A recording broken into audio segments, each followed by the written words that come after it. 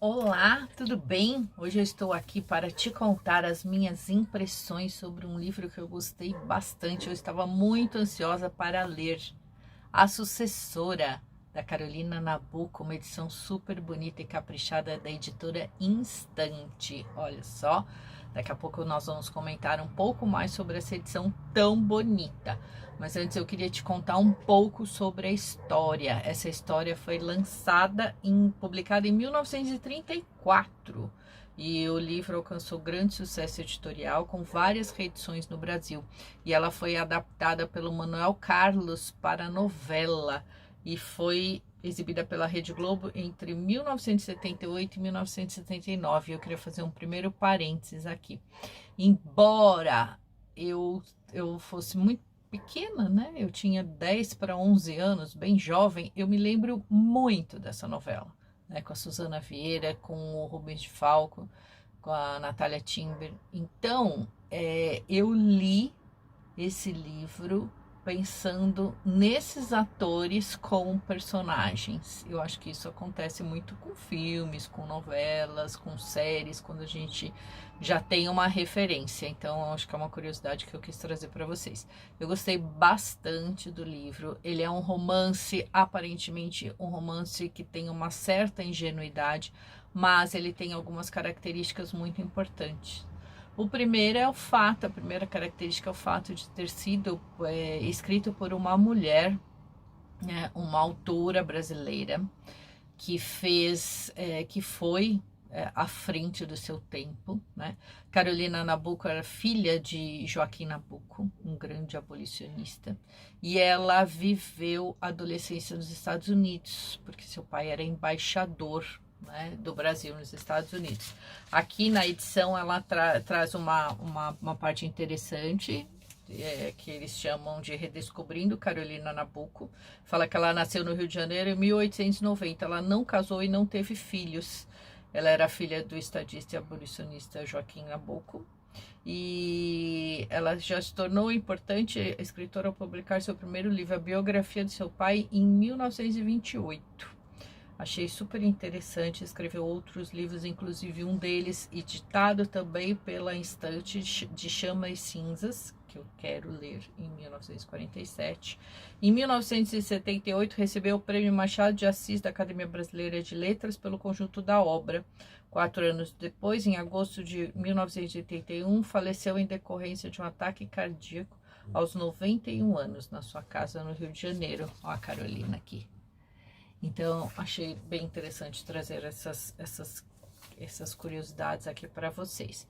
Então, o livro ele vai contar a história da Marina. A Marina é uma jovem, bastante ingênua, uma pessoa assim, que segue muito o seu coração, a sua intuição, embora esteja inserida no contexto da sua época, né? Ela morava com a mãe numa fazenda, na fazenda da família, que já vinha num processo de decadência, e aí ela conhece o Roberto Steen, eu acho que é Steen que fala. E ele é um viúvo, né, mais velho que ela, que foi visitar a fazenda para comprar uma propriedade vizinha, e ele se encantou com a Marina e ele pede a Marina em casamento. Ele faz pouco tempo que é viúvo, e a primeira mulher dele foi uma mulher muito famosa assim na sociedade, a Alice Steen. E a Alice vai ser uma sombra, né? Uma sombra que tem uma importância muito grande para Marina quando ela vai morar no palacete do casal, né? Ela se depara com um quadro da Alice. Esse quadro, que ficava no lugar de destaque, ele vai para uma sala um pouquinho mais afastada, mas ele continua tendo um efeito que a Marina guarda muito para ela. É como se aquele quadro, como se aquela personagem, aquela mulher que ainda na cabeça dela é a dona da casa, né, e a primeira mulher, a esposa do Roberto, ela passa a ter uma influência muito grande nos pensamentos e até uma forma de controle dela, das suas emoções, da forma dela agir. Então é bem interessante como a Carolina traça esse padrão de comportamento que a Marina tem e mostra a diferença gritante entre as duas personagens, né? E com o passar do tempo nós vamos conhecendo melhor a vida da Marina naquele momento, e é uma vida muito diferente do clima bucólico da fazenda, das questões mesmo de ingenuidade da roça, né, daquela coisa gostosa, assim, simples. E a Marina, ela passa a conviver em sociedade. Então acho que é uma crítica da Carolina também para uma sociedade artificial, uma sociedade onde a fofoca, onde o disse-me-disse está muito atuante, onde o papel de cada um é muito delimitado. Então, assim, todo dia tem festa na casa deles, todo dia eles se reúnem para almoçar e jantar, eles nunca estão sozinhos. E a Marina vai se incomodando com tudo isso, né? Eu acho que isso é uma parte bem interessante da trama, né? O incômodo dela de ter que se adaptar e viver à sombra dessa mulher que ela imagina que foi tão poderosa, embora o marido não fale dela. Outra personagem importante é a Germana, que é a irmã do Roberto, uma mulher mais velha, né, e que meio que dita as regras da casa. Então a Marina tem que conviver com essas duas mulheres, que são mulheres tão fortes aí, né? Uma que é um fantasma, mas que é super presente, e essa cunhada. E aí nós vamos acompanhar todo o desenrolar da trama, que eu não vou dar nenhum spoiler para vocês, porque eu não gosto disso. Mas é uma leitura, assim, muito gostosa, é uma leitura, assim, muito fluida, muito... Eu acho que ela é até muito simbólica, né? Retrata um período da mulher muito próprio na sociedade, né? Na vida. Eu gostei bastante dessa leitura, foi uma leitura muito prazerosa. E uma das coisas que mais, assim, me deu prazer nessa leitura foi a edição tão caprichada da Estante. A Estante sempre arrasa nas edições, então assim, ela tem um formato menor, né? Olha esta capa, eu fiquei encantada com a capa, as figuras, né? Vou até ler aqui para não falar errado. A capa e as ilustrações é da Fabiana Yoshikawa. Gosto bastante do trabalho da Fabi. A direção editorial é do Silvio Testa e a coordenação editorial da Carla Fortino. Eu adorei. Olha essa capa, tem uma explicação dos modelos que foram baseados, né? É uma época muito feminina, baseados principalmente nas grandes divas do cinema, Marlene Dietrich e Greta Garbo. Achei super interessante, que a moda é o retrato de um tempo. Aqui ela fala sobre a concepção da capa, achei super bacana.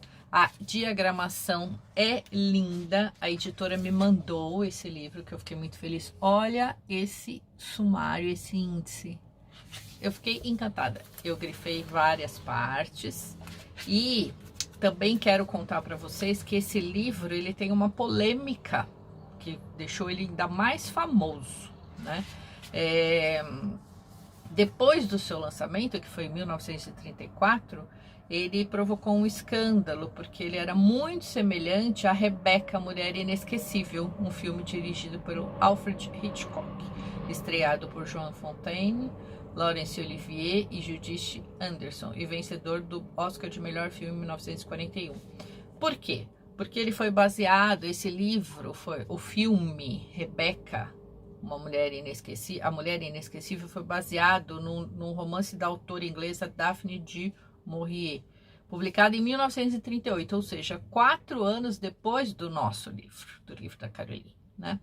E aí tinha toda uma acusação de plágio. E numa entrevista, né, aqui no começo fala, né, desvendando a intimidade feminina entre o concreto e o imaginário. E aqui a Estante explica que no programa do Fantástico, em 1978, numa entrevista, a Carolina, então com 88 anos, preferiu esquivar-se do conflito. Eu fiquei muito triste, diz Carolina, mas pus a minha dignidade acima de interesses financeiros do filme.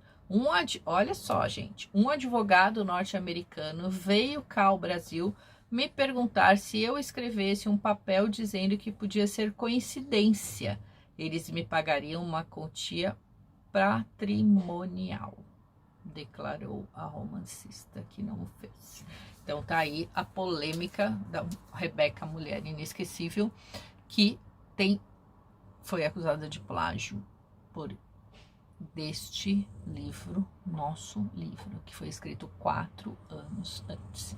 Então, leiam A Sucessora, um livro super gostoso, super assim, que retrata uma época muito interessante, né? Uma época de uma certa ingenuidade, um romantismo, mas em que a mulher começa a se destacar e assumir o seu papel na sociedade e tomar um pouco conta da sua, se apropriar da sua vida. Eu acho que esse é um papel importante. Então fica aqui a minha dica, A Sucessora, da Carolina Nabuco, uma edição super caprichada da editora Instante, que eu gostei bastante e super recomendo a leitura.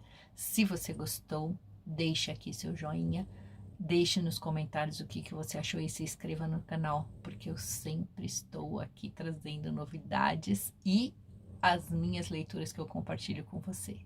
Um beijo e até a próxima!